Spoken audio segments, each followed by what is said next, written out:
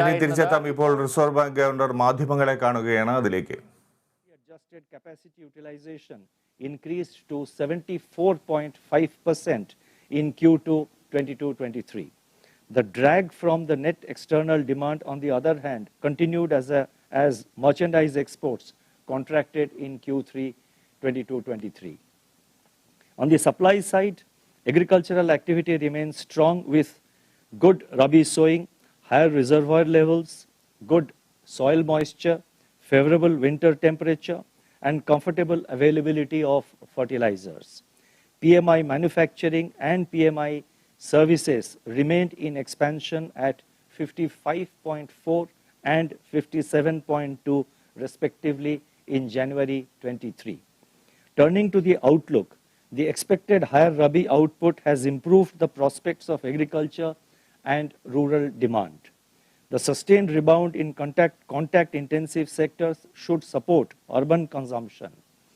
Broad-based credit growth, improved capacity utilization, government's thrust on capital expenditure and infrastructure in the union budget recently presented should bolster investment activity. Let me repeat, broad-based credit growth, improving capacity utilization, government's thrust on capital spending and infrastructure should bolster investment activity. According to our surveys, manufacturing, services and infrastructure sector firms are optimistic about the business outlook. On the other hand, protracted geopolitical tensions, tightening global financial conditions, and slowing external demand may continue as downside risks to domestic output.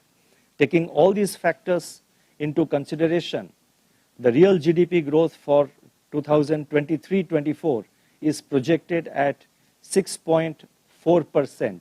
I repeat, the real GDP growth for 2023-24, that's for the next financial year, is projected at 6.4%, with Q1 at 7.8%, Q2 at 6.2%, Q3 at 6%, and Q4 at 5.8%.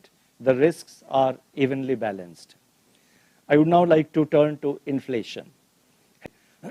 By 105 basis points during November-December 2022, from its level of 6.8% in October 22. So October 22, it was 6.8%. And by end December, going by the December data, there was a moderation of 105 basis points, and that was quite a moderation. This was due to a softening in food inflation on the back of sharp deflation in vegetable prices, which more than offset the inflationary pressures from cereals, protein-based food items, and spices.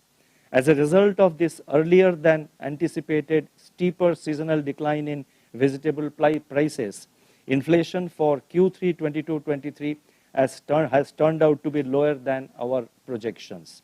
Core inflation, that is CPI excluding food and fuel, however, remained elevated. Going ahead, the food inflation outlook will benefit from a likely bumper rabi harvest led by wheat and oilseeds. Mandi arrivals and kharif paddy procurement have been robust, resulting in improvement in buffer stocks of rice. All these developments augur favorably for the food inflation outlook in 2023-24. Considerable uncertainties remain on the likely trajectory of global commodity prices, including price of crude oil. Commodity prices may remain firm with the easing of COVID-19 related restrictions in some parts of the world. The ongoing pass-through of input costs, especially in services, could keep core inflation at elevated levels. The commitment to fiscal consolidation that has been carried forward in the Union Budget 23-24 and the future trajectory of reducing the gross fiscal deficit will engender an environment of macroeconomic stability. This augurs well for the inflation outlook. Further, the low volatility of the Indian rupee relative to the peer currencies limits the impact of imported price pressures and other global spillovers.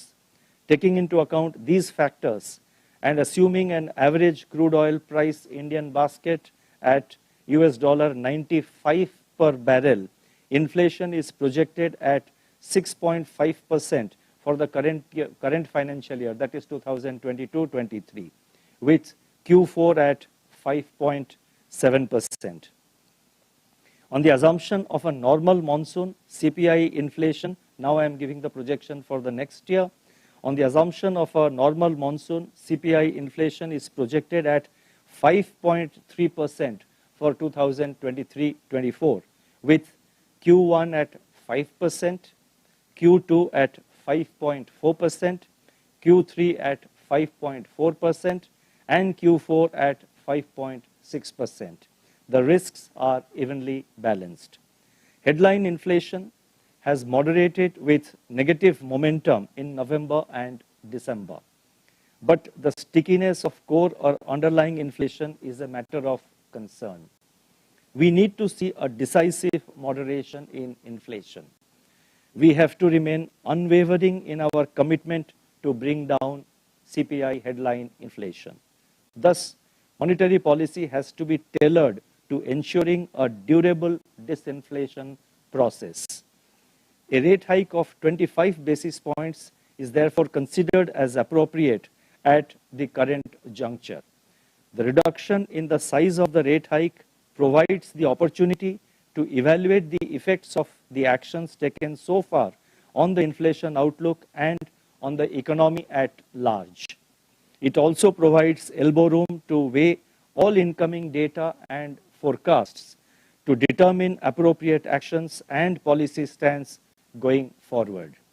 Monetary policy will continue to be reserve bank agile പലിശ നിരക്ക് ഉയർത്തി പലിശ 0.5% കൂട്ടിയിരിക്കുന്നത്. Repo നിരക്ക് 6.5% ഉയർത്തിയിരിക്കുന്നു. 6.25 നിന്നാണ് 6.50% ഉയർന്നിരിക്കുന്നത്. ഭവന വാഹന വായ്പാ നിരക്കുകൾ ഉയരും. ഈ സാമ്പത്തിക വർഷം പലിശ ഉയർത്തുന്നത് തുടർച്ചയായി 6